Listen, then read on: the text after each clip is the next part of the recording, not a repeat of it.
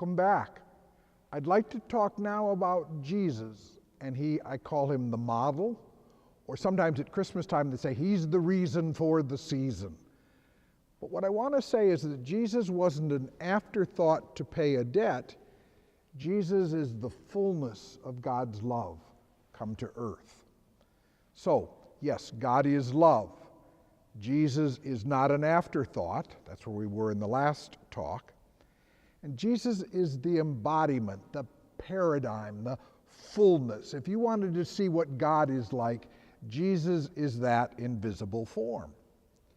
Well, I studied under a fellow named Raymond Brown, a scripture scholar, and he said the early church didn't always realize that. If you look at the early sermons in Acts of the Apostles, they seem to think Jesus was just a man, and God, after he died, the Father raised him and then made him Messiah. That's not what we finally believe. Then you go to Mark, then you go to Luke and John, and eventually you get to the Creed, and the farther we go, the more we realize he always was Son of God. So to me, the four questions are, how much did he know? Did Jesus know he was God and just act like he was human? Or was he really a human being? Did he have doubts? Did he have worries? Did he cry? Was he afraid? Number two, did Jesus have to die? If we're not going to talk about paying a debt, which he certainly was the debt paid, why would he have to die if he's love? And number three, did he have to rise from the dead? And finally, was his message after he rose any different than before? Let me do those quickly. We think, many of us, a lot of scholars, a lot of Christians think, instead of as a baby, Jesus wasn't a real baby, he was God in a baby body, he was a real baby. He went goo goo, he didn't know language. He had to be potty trained. He had to grow up like a real human being. Well, then when did he know he was God? When he was 2? Or when he was 12 in the temple? Or when he got baptized in the Jordan? Or maybe when he found out he could perform miracles? Or maybe when he was transfigured on the mountain? Well, then we got the night before he dies. Father, let this cup pass me by. Well, if he knew everything, why would he say that? And on the cross, my God, why have you abandoned me? Why would he say that if he knew everything? So we think, like all of us, Jesus grew into an awareness of who he was. Not that he became Son of God, he always was, but that was veiled or hidden, or else he wouldn't go through humanity like we do. It's the doubts, it's the not being sure, it's the trusting God come what may. That's what's important. So we think Jesus had moments in his life when it became more clear. So the night before he died, not my will but yours be done. And on the cross, into your hands I commend my spirit. But that's only I trust you, not I have it all figured out.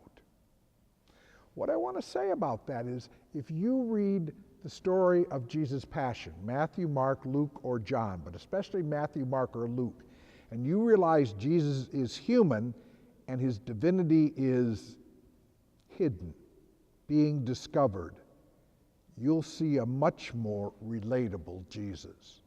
He won't do, well, of course I know what I'm going to do, but I'll do this to make you feel good. No, he won't be sure either. And I think that makes God more understandable. We'll do the next three quicker. 1, did he have to die? Well, not ideally. If all the whole world had converted and Rome had converted, I guess it would be heaven on earth. But we pretty much know all the world doesn't convert. And there's always people who want to get you out of our way because you make me feel uncomfortable. So if Jesus lived in the old Soviet Union, he'd probably get sent to the Gulag. If Jesus was in Nazi Germany, he'd go to one of the extermination camps. I don't mean to be funny, but I think in the United States, we'd put him on Dr. Phil or Oprah or some show, let him have 15 minutes of fame, and then ignore him. Almost, we got to get him out of our way. So the idea that he was going to get killed was probably pretty understandable. Well, then did he have to rise from the dead? You bet he did. Because if he didn't rise, death would end it. We got rid of him. So God, the Father, or Jesus himself, raises and says, I love you, and you can't get rid of me. You tried to kill God, and you can't. And finally, the fourth one, when he came back on Easter Sunday night through the locked door, did he say, now I'm going to tell you the special message. I didn't tell anybody before, but now I'm going to... No, it's the exact same message. I love you, and I always will.